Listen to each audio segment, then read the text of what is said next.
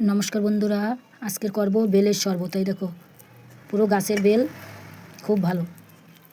এই দুখানা বেল নিয়ে নিয়েছি, এইটা শরবত করব। তোমরা পুরো ভিডিওটা দেখতে থাকো। এই দেখো মাখানো হয়ে গেছে, এবার দুধ দিয়ে আমি এইটা মাখিয়ে নেব। দে দে দে এবার দুধ দিয়ে এইটা ভালো করে মাখিয়ে নেব। বেলের শরবতে যত দুধ দেওয়া হবে খেতে ভালো লাগে। অল্প অল্প একটু আঠি রয়েছে, সেটা একটু তুলে নিই। এবার একটু চিনি দিয়ে দেবো, খেতে আরও ভালো লাগবে। এবার দেবো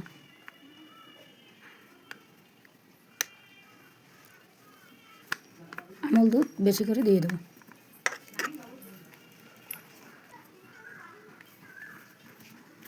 পুরোটা দিয়ে দেবো, খেতে আরও ভালো লাগবে।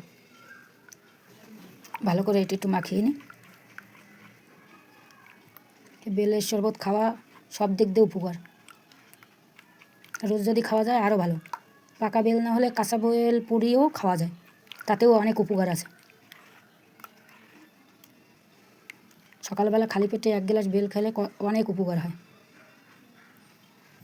এই দেখো বানানো হয়ে গেছে, এবার এইটি গ্লাসে ঢেলে নেব।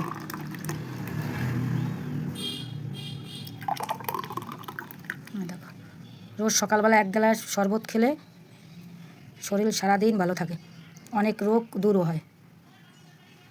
এই দেখো বেলের শরবত পুরো রেডি।